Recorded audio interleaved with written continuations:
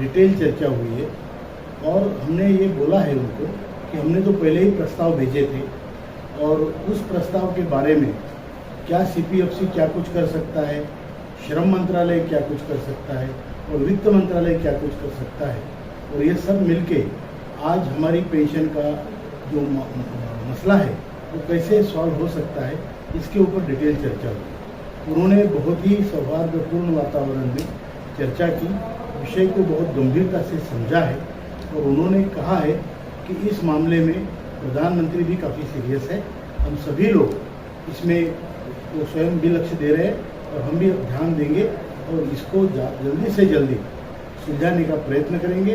और आप हमने उनको बोला, हमारी महिला अध्यक्षा ने उनको बोला, आरस्ताई ने, हमारे साथ हमारे आदरणीय वीरेंद्र सिंह जी राजावत थे, आदरणीय शोभाताई आरस थी, आदरणीय सरिताताई नारखेड़ी थी, आदरणीय BS नारखेड़ी जी थे, आदरणीय PN पाटिल जी थे और आदरणीय राष्ट्रीय सचिव बहुगुणा जी थे। तो हम सब लोग थे।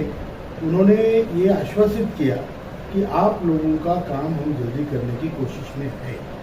फिर उन्होंने ये भी कहा कि बुल्ढाना का जो आपका आंदोलन जो 2075 दिन से लगातार अनशन का चल रहा है, सब हमारे वृद्ध लोग दिन में रात में वहाँ मंडप में बैठते हैं, अनशन करते हैं, उनको ये सुनकर बहुत दुख हुआ, शौक लगा और उन्होंने ये कहा कि आप उनको कहिए हमारी तरफ से कि ये बंद कर दीजिए, हम आपका काम जल्दी करने की कोशिश में है और बहुत जल्दी आपका काम होगा। तो यहाँ तक चर्चा हुई, उसके बारे में उन्होंने डिटेल जानकारी ली, हर एक मुद्दे पे चर्चा की और उन्होंने तुरंत ही हमारे सामने जो जिनसे हमारी परसों चर्चा हुई थी, अतिरिक्त सचिव एक्सपेंडिचर, उनको भी तुरंत बुलाया था हमारे सामने और अभी आगे चल के उनकी कार्यवाही शुरू होगी।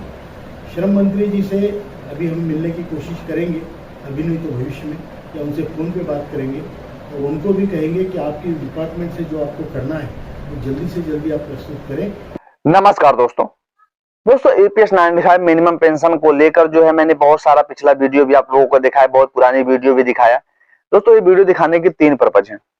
पहला पर्पज है दोस्तों कि अगर मिनिमम पेंशन हमारी बढ़ाई जाती है 2014 का जो आंकड़ा था उस प्रकार से अगर बढ़ाई जाएगी तो मिनिमम पेंशन पर हमें किस प्रकार के फायदे मिलेंगे, ये बहुत सोचने वाली बात होगी। हालांकि दोस्तों ये स्पष्ट नहीं किया गया है। कमांडर अशोक राव साहब कई सारे बातों में इसको स्पष्ट करना चाहते हैं, हालांकि स्पष्ट नहीं किए हैं। ये देखना होगा कि मिनिमम पेंशन जब बढ़ाई जाएगी तो उसको किस प्रकार किस चरण में जोड़ा जाएगा। हालांकि मिनिमम पेंशन को लेकर बहुत सी धारणाएं बनी हुई हैं, जैसे कि अगर 8th पे कमीशन लागू होता है तो केंद्रीय कर्मचारियों की सैलरी बढ़ेगी, तो लाजिम है कि प्राइवेट सेक्टर के कर्मचारियों की भी सैलरी बेसिक पे बढ़ाना पड़ेगा उनको। बेसिक पे अगर बढ़ाते हैं तो उसी प्रकार से उनकी जो है पेंशन बनेगी, पेंशन कैलकुलेशन होगा। अब इस कैलकुलेशन में क्या कुछ वो एडिट करेंगे जो हमारे APS 95 मिनिमम पेंशन लेने वाले लोगों को फायदा हो। बहुत से लोगों का ऐसा भी कमेंट आया था कि अगर 2014 में लागू किया गया था मिनिमम पेंशन 1000 रुपए, उसके बावजूद जो है 36 कुछ लाख जो बंदे थे उन लोगों को जो पेंशन दी गई वो पेंशन दी गई 1000 रुपए से भी कम। तो इस प्रकार का कैलकुलेशन होता है। सरकार अगर इसे बढ़ाती है बैलेंस, अब कितना बढ़ाएगी ये तो निश्चित नहीं है। फिलहाल हमारी मांगे जो है 7500 प्लस DA प्लस मेडिकल उनके साथी को, जीवन साथी को, जो व्यक्ति APS 95 का हिस्सा है।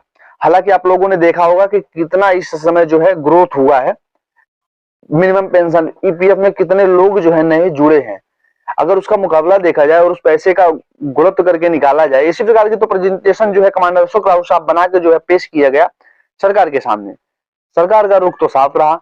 हालांकि EPFO ने भी स्पष्ट कर दिया है कि जब तक हमें सरकार की तरफ से कुछ दिशा निर्देश नहीं दिया जाता, EPFO अधिकारी ने, आप लोगों को पिछले दिन देखा होगा कि सर्कल में बैठ के हर आप लोगों के सवाल जितने भी रहते हैं उसका उत्तर वो देते हैं। तो उन्होंने स्पष्ट कर दिया कि मिनिमम पेंशन को लेकर सरकार के पास जो है कुछ ना कुछ तो चल रहा है।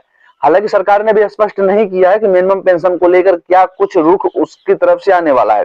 और उन्होंने ये भी बताया कि EPFO जो काम करता है, EPFO सरकार के दिशा निर्देश पे वो काम करता है। अगर सरकार दिशा निर्देश देती है, इसमें कुछ संशोधन करती है, फिलहाल अभी जो पुराना जो फार्मूला है उसी के आधार पे आप लोगों की जो है सैलरी बनाई जाएगी। लेकिन अगर नया फार्मूला जोड़ती है गवर्नमेंट तो उसको किस प्रकार से उसमें एडिट करेगी, ये बहुत ही सोचने वाली बात है और हमारे साथियों को देखना होगा। हालांकि अभी इसमें यही तो रवैया बना हुआ है सरकार का कि कोई भी बात स्पष्ट नहीं है, हर बात जो है पर्दे के पीछे की है। 8th पे कमीशन को आपने जो है बजट का इंतजार भी नहीं किया, आगामी बजट में अगर आप पेश करते, हो सकता है कोई शॉकिंग न्यूज आपने आगामी बजट में रखी हो, इसलिए अभी उसको नहीं शो किया। और इसको जो केंद्रीय बैठक जो हुई थी, कैबिनेट बैठक, उसमें आप लोगों ने शो कर दिया।